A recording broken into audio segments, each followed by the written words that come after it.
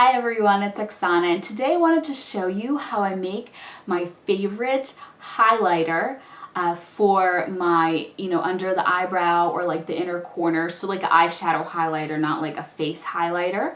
And I make it by mixing a few other colors together, and I'm going to demonstrate that for you today, and I'm going to press it as well because I generally do press it since I like press things better than loose powders. And this ends up being the perfect color for me because I'm really fair, so a color like bone, which is an ivory color, tends to be really close to my natural skin color, and when I use it as a highlighter, it doesn't have that effect on me because it's not, it needs to be lighter than your skin color to highlight.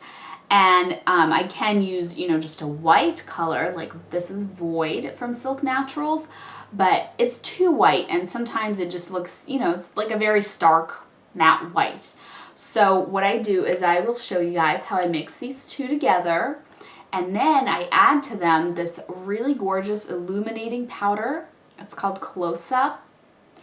And this adds just a little bit of sheen, so it's not super matte, it's more of like a suede type of finish, and that's what I really love. I came up with this combination just kind of like accidentally when I was getting frustrated with not finding the right shade of highlighter, and I tried mixing, and I just loved the result.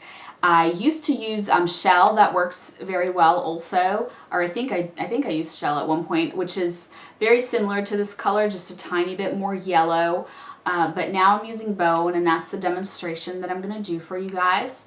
But, of course, depends on your skin tone and depends on the colors that you want to use, but this works really well for me. Anyways, without further ado, let's jump into the demo. Alright, so here's the first thing I'm going to do. I'm going to get some kind of container. So this is mine that I'm using. I'm going to take Bone and Void, and I want to make a large amount of this so this lasts me for a long time. So I'm going to take these entire jars and I'm going to dump them in here. And I find that these little sifters, you can just pop them out with your nail. I love that on the Silk Naturals jars, they come out easily. I know I've definitely had some jars where you cannot get that thing out. So I'm going to dump the entire jars into my container here. That's good enough. So Bone and now Void. And next I'm going to take this illuminating powder called Close Up. And what I'm going to do is you want another, basically one more jar, but of this powder.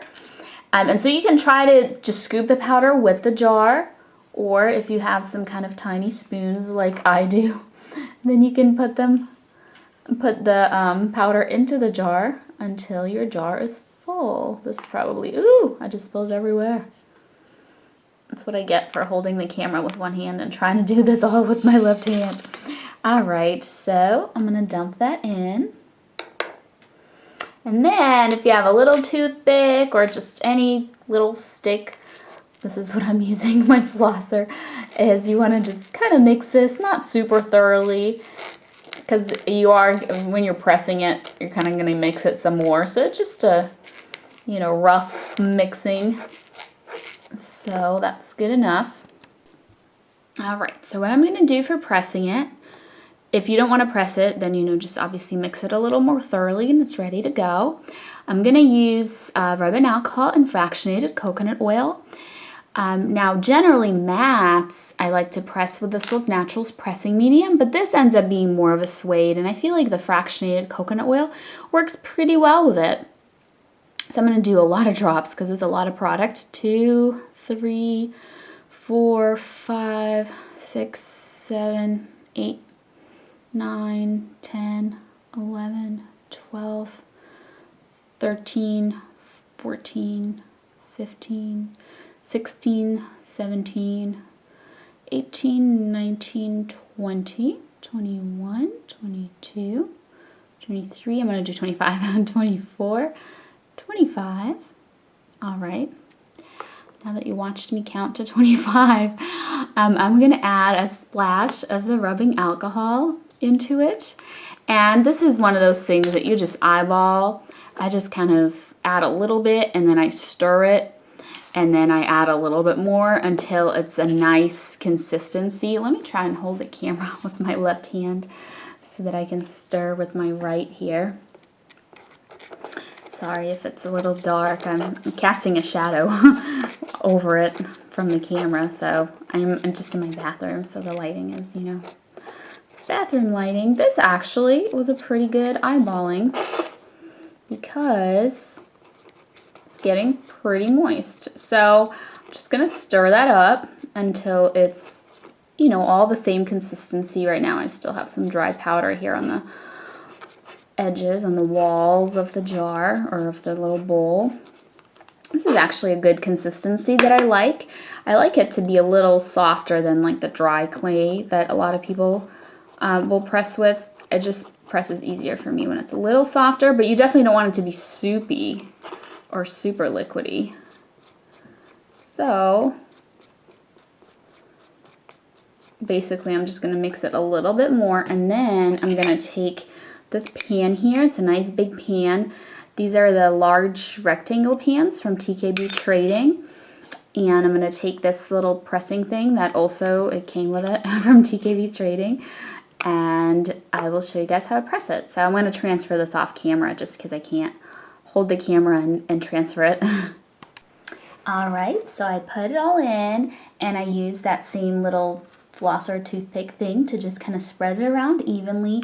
And as you can see, the matte eyeshadows, they really compact because I essentially had like 3 full jars, you know, of product, and it fits in here really nicely.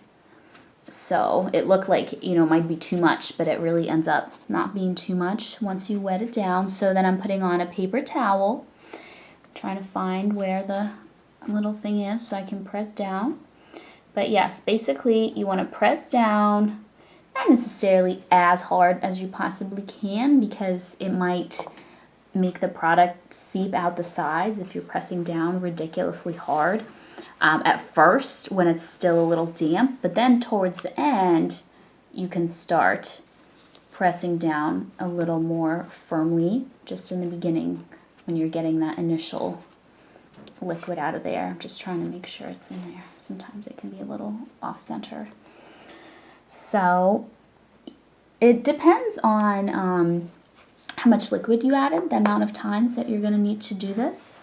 I like to do it until my paper towel no longer looks wet. See how it's looking wet? So there's still plenty of liquid in there. Now the rubbing alcohol will evaporate, so you know, you don't have to worry about alcohol being in there, and it will dry over time. So you're not necessarily pressing it to get the liquid out. The reason you need to press it is just to compress all those minerals together so that it stays nice and pressed like that. So I'm going to just do this a few more times until my paper towel is looking dry, but it's gonna, you know, this part is gonna look exactly the same. This is what it looks like. You can get the pattern from your paper towel, and then I use 90% rubbing alcohol, so it takes a little quicker to dry, a little quicker to evaporate. Basically means that it's 10% water, 90% rubbing alcohol. But if you use something like 70%, it might take a tiny bit longer. But usually I like to just leave it to dry overnight and use it the next day. Alright, so that is how I make this highlighter, and here's the finished product. And it's still in the process of drying it, but I can kind of give you a little swatch. Here's what it looks like, and it just ends up being the perfect highlighting eyeshadow for me. So hopefully this video is helpful to you, and thank you so much for watching. I'll see you next time. Bye.